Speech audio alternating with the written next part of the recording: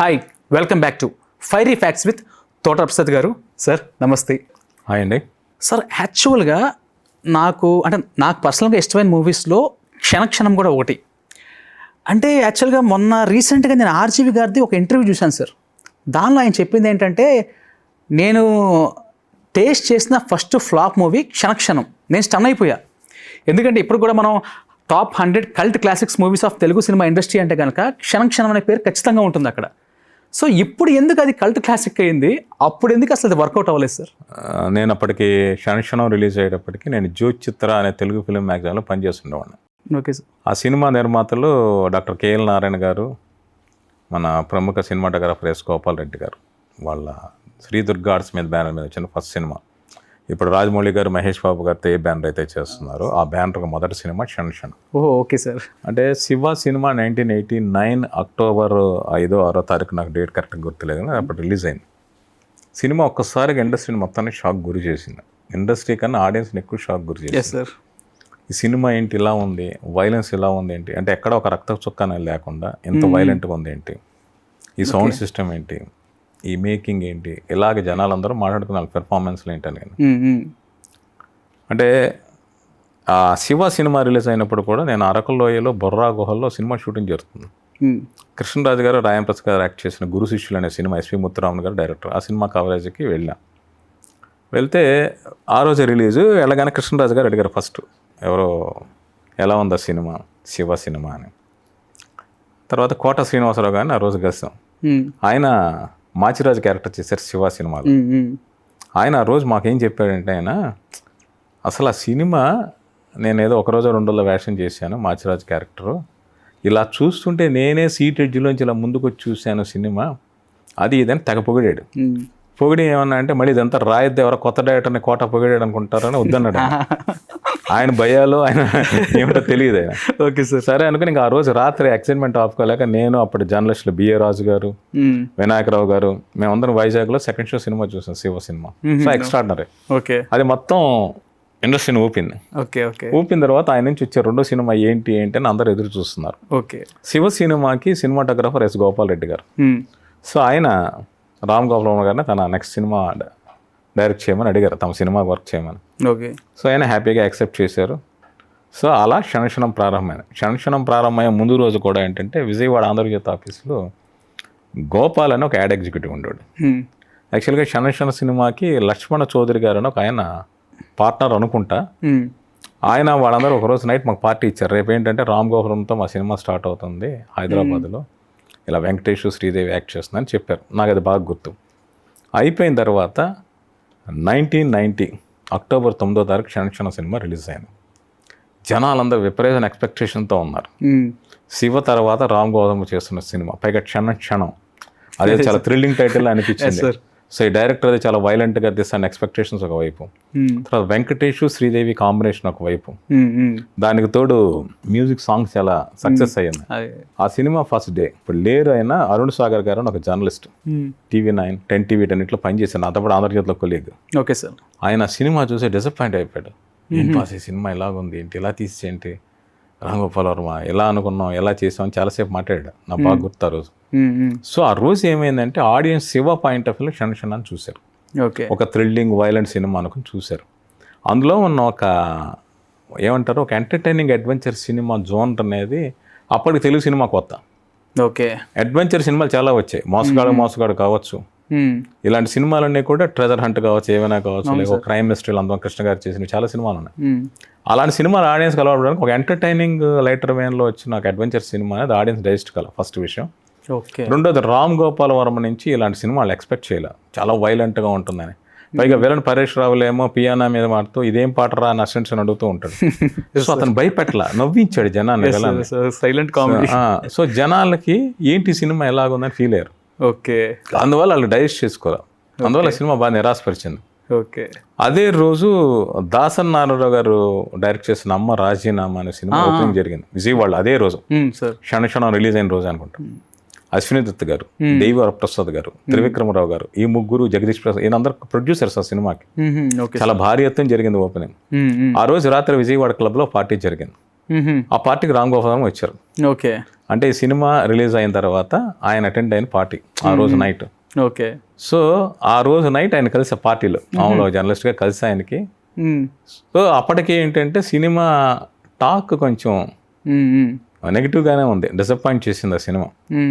నాకు తెలుసు జర్నలిస్ట్ బాలరెడ్డి గారు అని అయితే మంచుగడ్డ మించి జారిపడ్డ రామ్ గోపాల్ మేచ్ అలాంటిది ఏదో రాశారు. అది చాలా పెద్ద కాంట్రవర్సీ అయింది.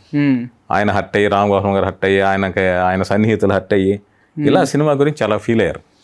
అంటే ఆ సినిమా ఆడియన్స్ 80% యాక్సెప్ట్ చేస్తారు అనుకున్నారు. ఆడియన్స్ వాళ్ళు రామ్ గోపాల్ నుంచి ఆ టైంలో ఎక్స్పెక్ట్ చేసిన సినిమా అది కాదు. ఓకే. అందువల్ల డిసప్పాయింట్ అయ్యారు.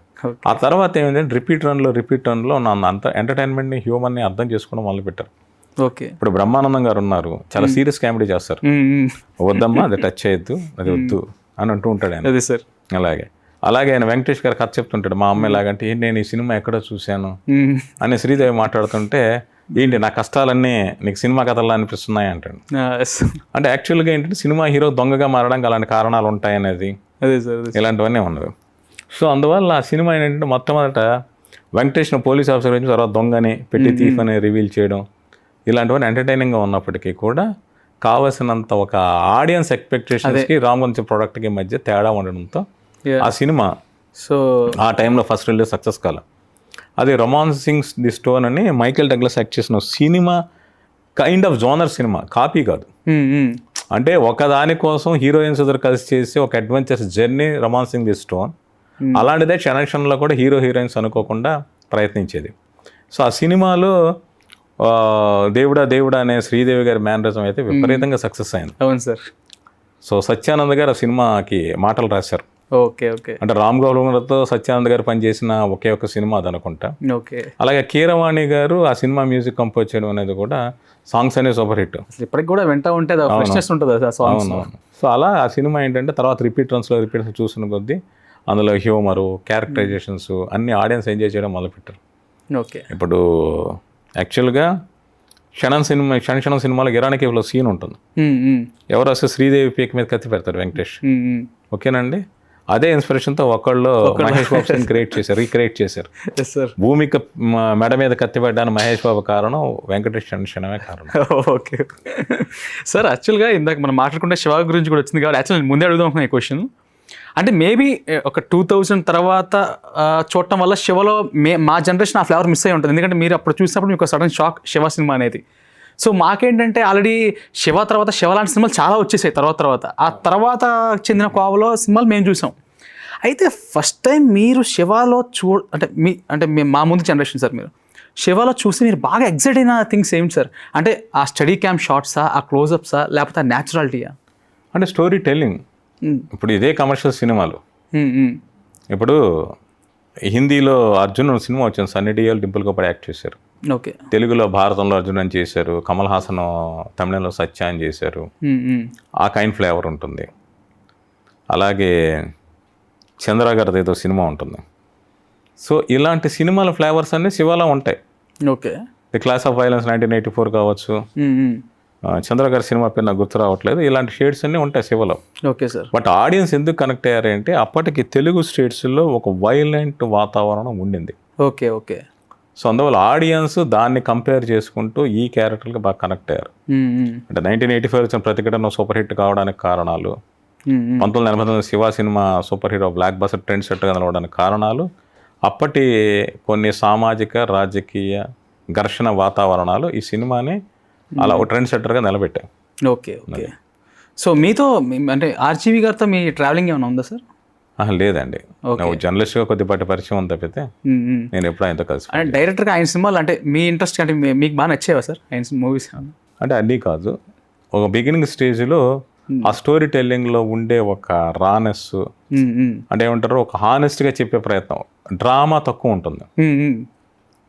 సో డ్రామా లేకుండా చెప్పడం అనేది అప్పట్లో నాకు నచ్చేది. తర్వాత నేను సినిమాలు నాకు నచ్చడం మానేశాను. యాక్చువల్లీ తెలుగు సినిమా గురించి మాట్లాడేటప్పుడు ఒకటి వింటూ ఉంటాను సార్, డ్రామా ఎక్కువ ఉంటే తెలుగు సినిమాలో ఏదైనా బాగా పండిద్ది అనే లాజిక్ మీరు నమ్ముతారా సార్? ఒక ఎమోషన్, ఏదైనా సినిమా అనేది ఒక ఎమోషన్స్ అండి. అది ఎంటర్టైన్మెంట్ కావచ్చు, రొమాన్స్ కావచ్చు, ట్రాజడీ కావచ్చు, ఏదైనా ఎమోషన్ అది ఆడియన్స్కి కనెక్ట్ అవ్వాలి. ఆడియన్స్ మైండ్ సెట్లకి తేడా ఉంటుంది. కొంతమంది సెన్సిబుల్ పర్సన్స్ అనుకోండి, చిన్న విషయాలు కళ్ళం నీళ్ళు రావచ్చు, లేదా చెల్లించిపోవచ్చు, లేదా ఎగ్జైట్ అయిపోవచ్చు. కొంతమందికి ఏంటంటే కొంచెం వాళ్ళకి అర్థమయ్యేలాగా అంతలా థిక్గా ఆ డ్రామా చెప్పకపోతే వాళ్ళు రిజిస్టర్ కాదు. ఓకే. సో అది తేడా ఉంటుంది. ఓకే. సో అందువల్ల ఆ డ్రామటైజేషన్ దాన్ని బట్టి డిపెండ్ ఉంది. అంతవరకు డ్రామాని న్యాచురల్గా చెప్పే ప్రయత్నం చేయడం అనేది రామ్ గోపాల్ అప్పట్లో చేసిన ప్రయత్నం. ఓకే. ఓకే. అందువల్ల అది ఆడియన్స్ కొత్తగా అనిపించింది. Okay sir, thank you. Thank you అండి. Please do subscribe to Telugu Rajyam channel. Please do subscribe to Telugu Rajyam channel. Please do subscribe to Telugu Rajyam channel. Hi అండి, నేను మీ ఆర్పీని, నెల్లూరు పెద్దారెడ్డి చేపల పులుసు ఓనర్ని. మీరు తెలుగు రాజ్యం అనే ఈ యూట్యూబ్ ఛానల్ సబ్స్క్రైబ్ చేసుకుని మంచి మంచి వీడియోలతో వస్తారు. Thank you so much. Hi people, I'm Sonakshi Verma and you please watch Telugu Rajyam and please subscribe to the channel.